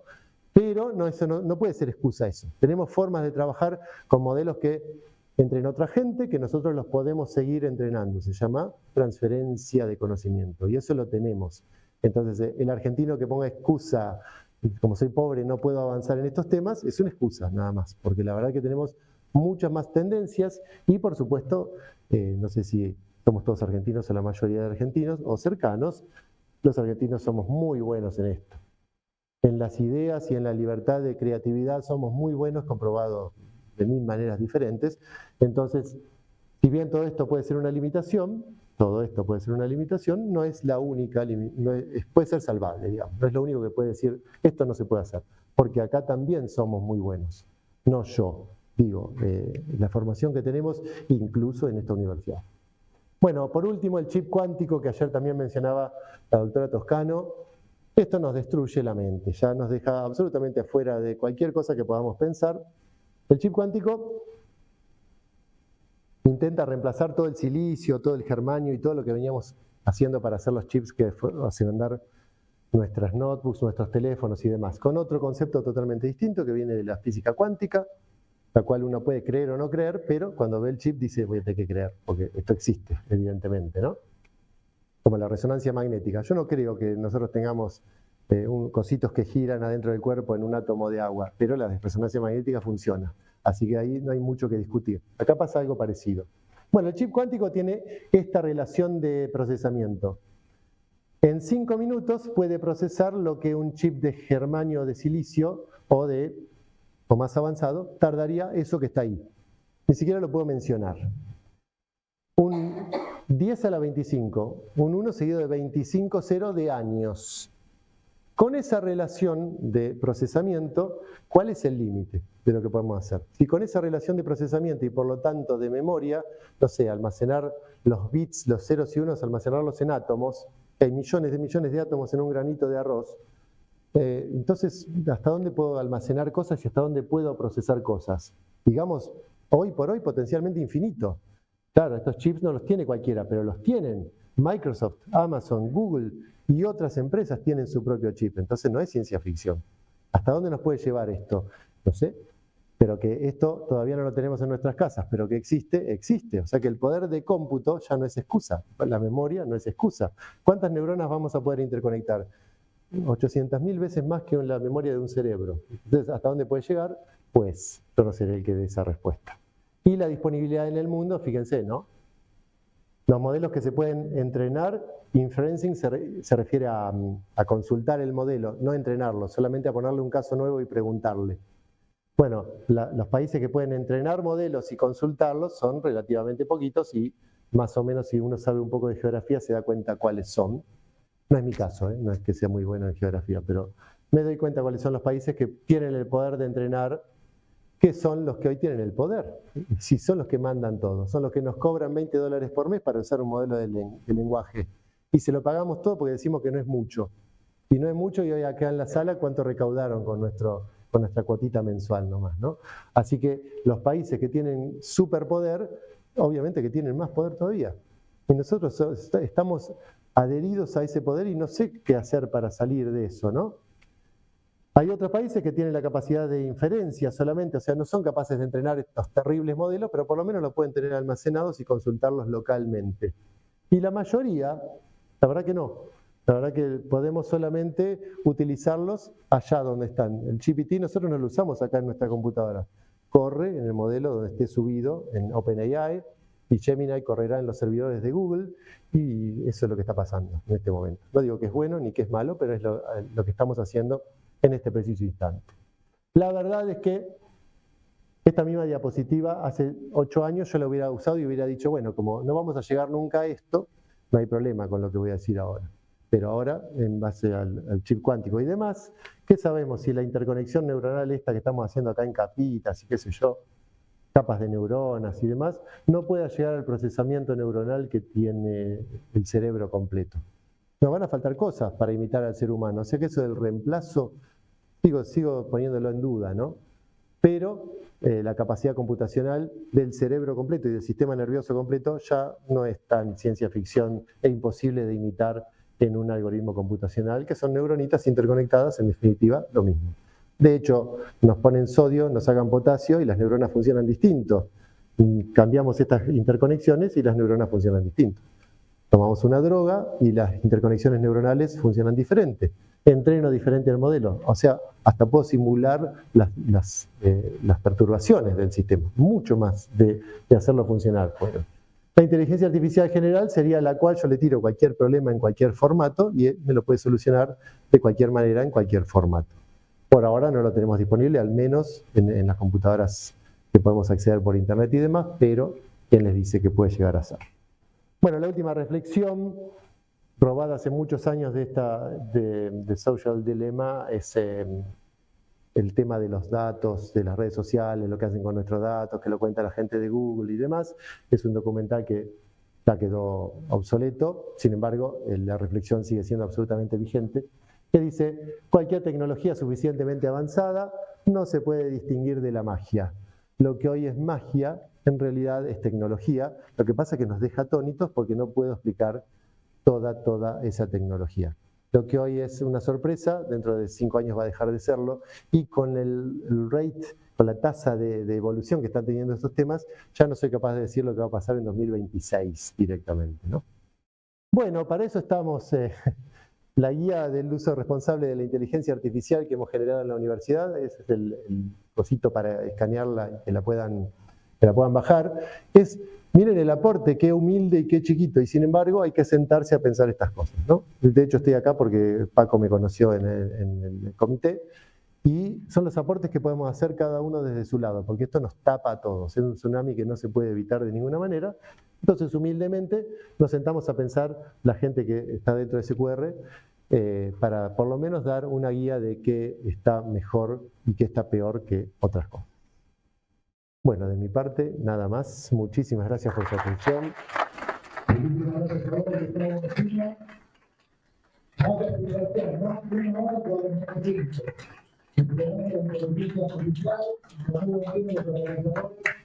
Nos llevaron este camino de estar a tope con la inteligencia artificial, pasado, presente, futuro, en lo que se puede atrever, y en minutos vamos a cambiar totalmente, porque nos vamos a meter en el mundo de la inteligencia humana. Abrimos un breve espacio de preguntas concretas, aquí, ahora, porque queremos tomarnos un pequeño break también.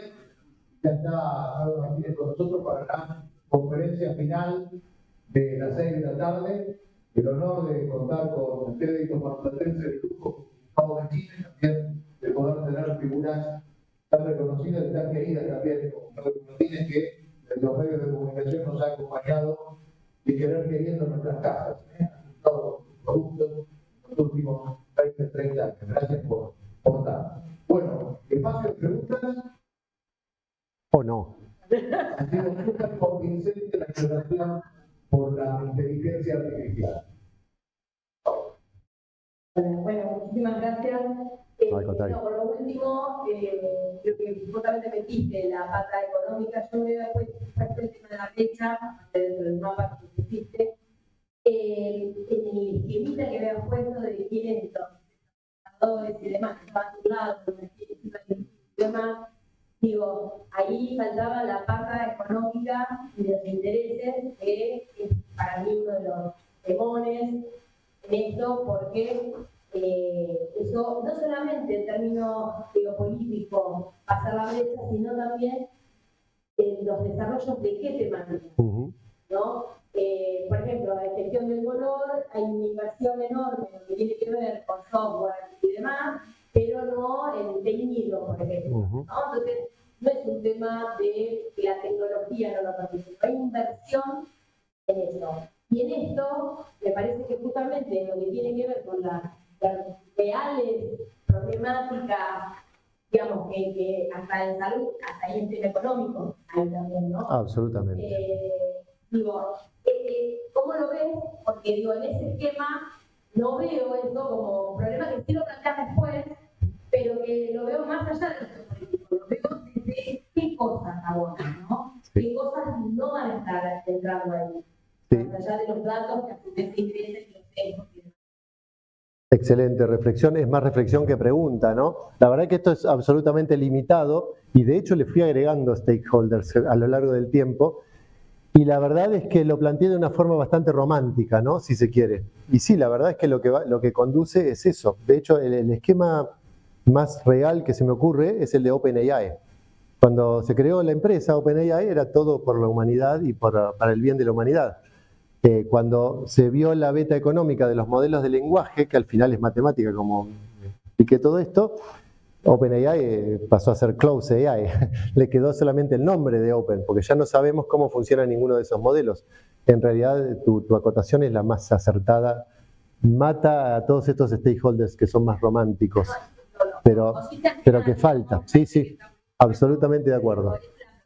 Ajá. Sí, porque lamentablemente incluso la pata económica conduce a la salud, que no querríamos que así fuera, pero es. Así que lamentablemente también va por ese lado. De hecho, los grandes desarrollos siempre fueron históricamente pro guerra, pro pelea espacial, a ver quién llega más lejos, y pro ganar dinero. Así que lamentablemente seguiremos en ese camino y medio quedándonos afuera, que es lo más triste, ¿no? Pero hay que seguir luchando por estas cosas.